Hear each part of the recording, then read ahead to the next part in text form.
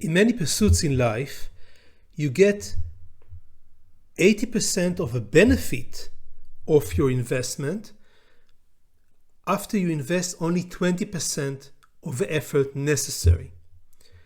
And if you want to tap the extra 20% of benefit, which is quite a little, you need to put an extra 80% of effort. This is something that is known as the Pareto Principle of 80-20 rule. The Pareto Principle starts with the work of the economist and polymath Vilfredo Pareto, an Italian who observed this regularity.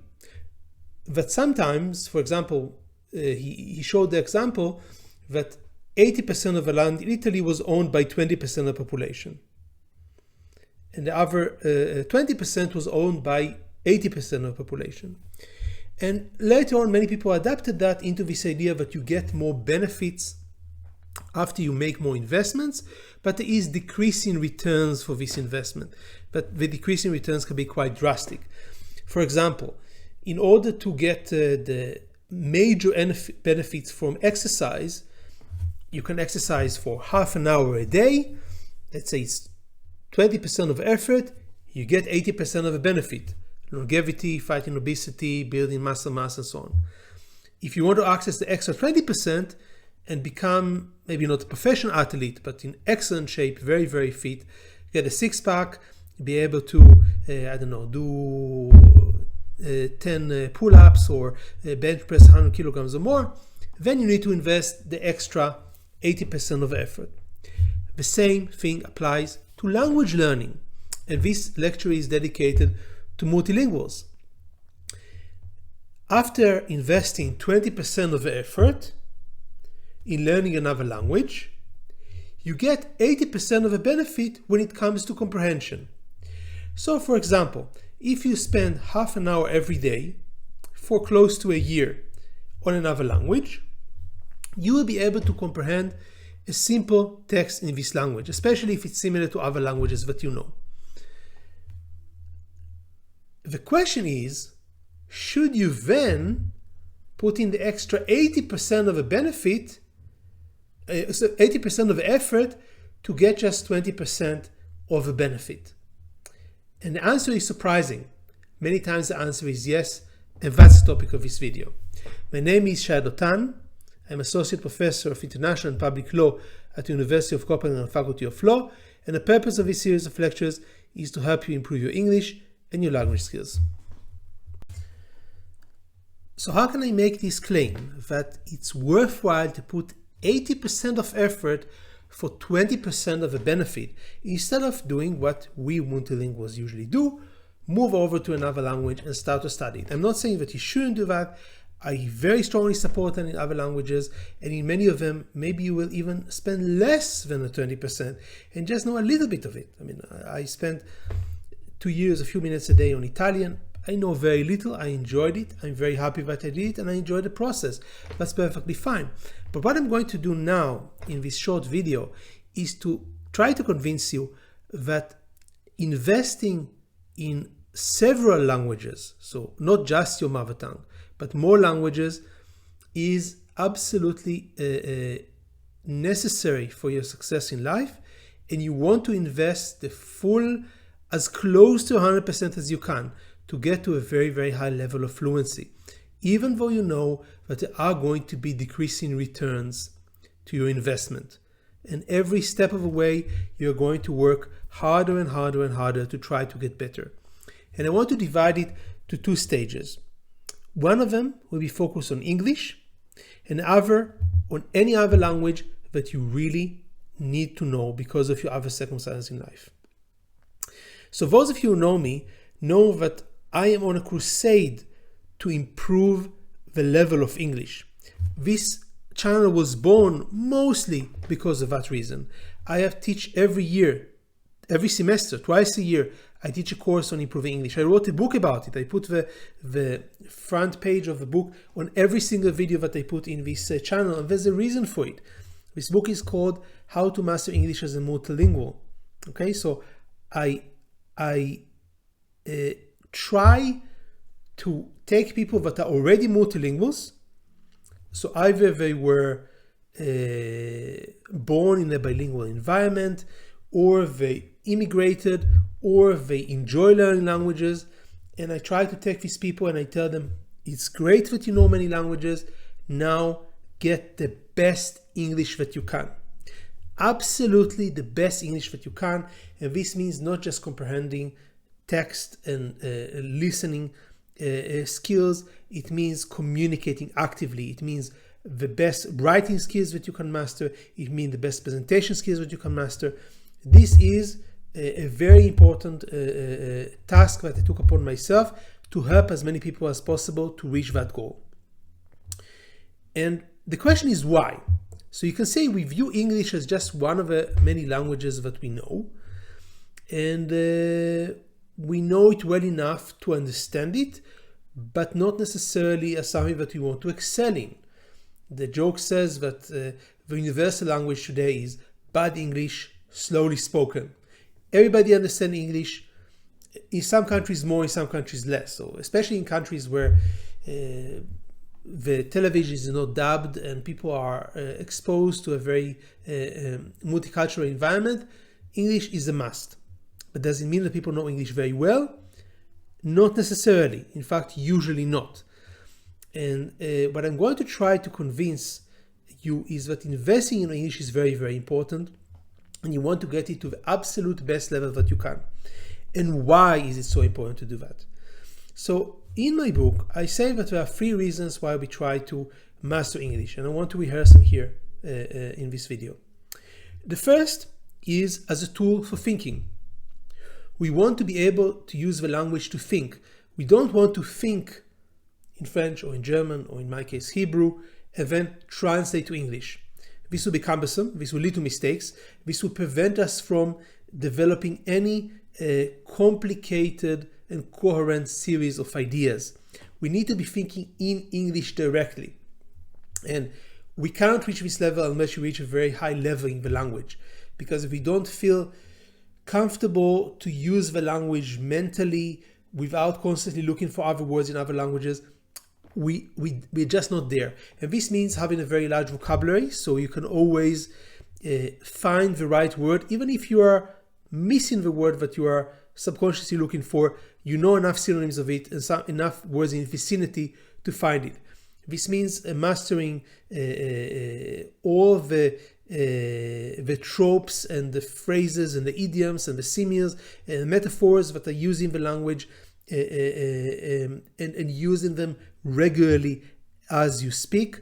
This means to some extent even pronunciation that needs to be clear enough for you to speak. Everything that you need to do so that even in your head you hear yourself talking English and it sounds natural, it sounds normal. And I have started my journey to improve my English when I was 12 years old, completely by myself, starting to think in English. Afterwards, I had many people that helped me. I had a friend of the family that taught me. I had a mentoring the last couple of years. I started at school. I studied from a lot of people. But the first step was mine. And I said, I have to start thinking English. And I have to start reading English by myself. I made this decision. It was a very good one. I made it when I was 12. It was one of the best decisions that I ever made. And you should make the same decision yourself. Second reason, why do we master a language? We want to be able to communicate our ideas. Communicate them clearly, and this requires a very high proficiency in a language, because we need to be able to make our ideas clear to the listener, and this implies flawless grammar. This implies understanding syntax if you are writing. This implies again having a large vocabulary, and mostly very intense practice that can take many years, so you can communicate your ideas in writing. Or if you're doing presentations, I also think that this is an art that can be mastered. It is an art that involves far more than the words that comes out of your mouth, especially if you're in front of a classroom. Your body language matters, to some extent the way you dress matters.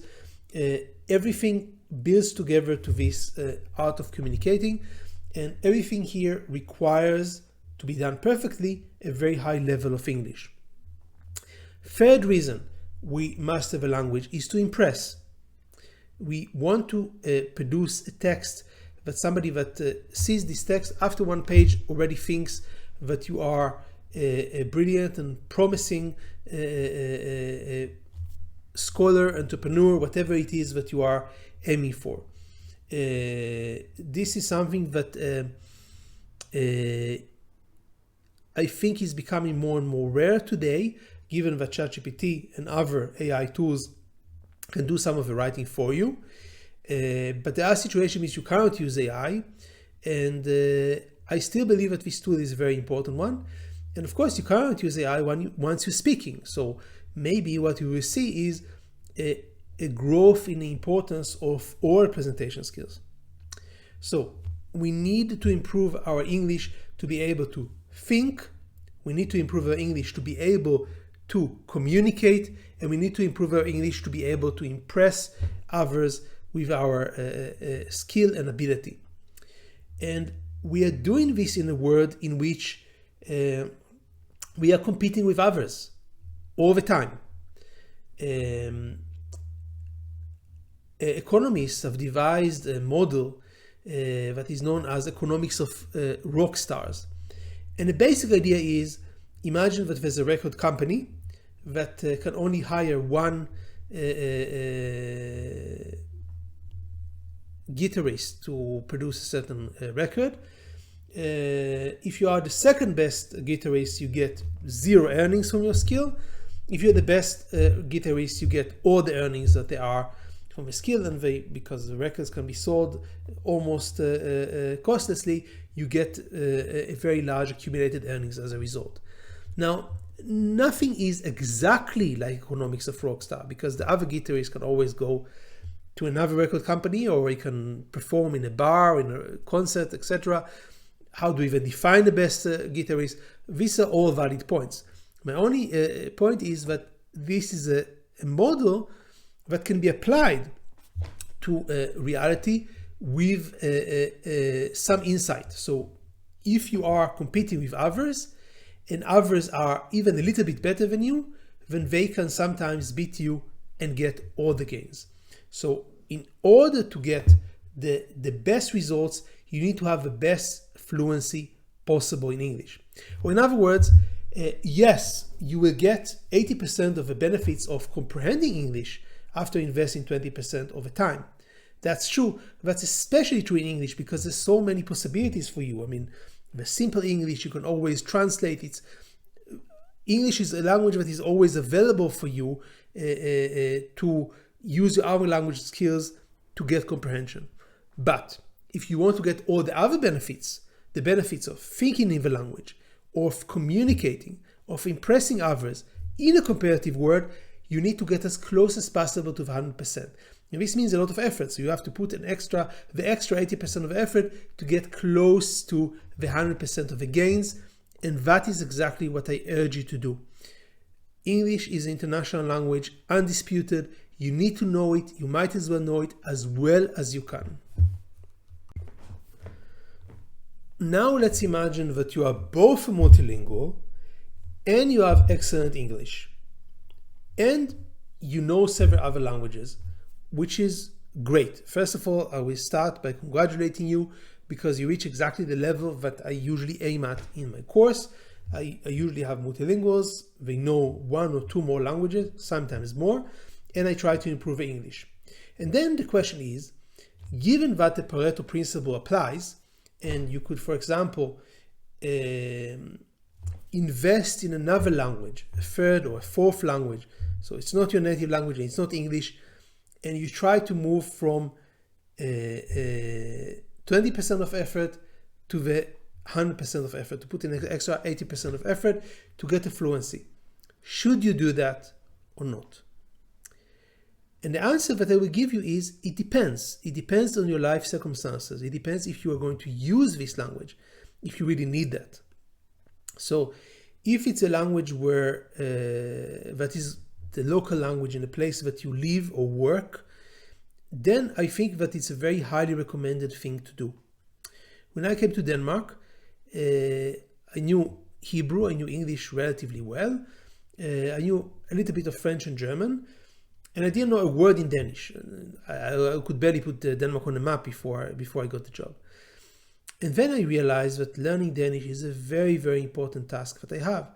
And I invested a lot of effort in it, and I still do, even 10 years later.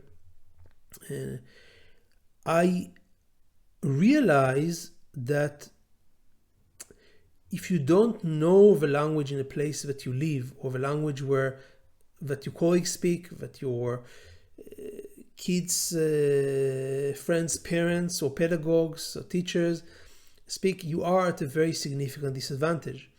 You are not able to communicate with these people regularly. So if I said about English that you need to think, communicate, and impress, to some extent that's true also for this extra language, this third or fourth language that you really want to try to improve, because it will allow you to think directly in this language and to be much more integrated in the place that you live, and of course to communicate and to make a good impression on others, to prevent them from switching constantly to English and being the usual party pooper, the only one who doesn't know Danish, for example.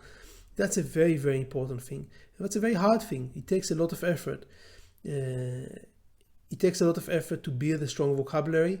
Even once you have a basic vocabulary, moving beyond that is hard, because it means, for example, that you read a text and you read a page where you understand, let's say, 85% of the words, which is way more than enough to understand the context, to understand the content of a text. But there are words you don't understand. So what should you do then? Check it in a dictionary? Well, if you're trying to excel in the language, you should do that, because if you want to be able to use the language actively, you need to have a large reservoir of words in your head that you can always rely on, and that's very, very important. If you speak with a strong accent from a different language, you might find it very difficult to pronounce words in certain languages, and Danish is notorious for that. It's very, very difficult to pronounce clearly and naturally in Danish, and that's something that they put a very, very large degree of effort doing. Pronunciation is not good in any language, and I don't have a very strong oratory skill, so that's something that I do as a real struggle. And why is it so important? It's important because if you don't reach to the level of fluency, you will just not use the language.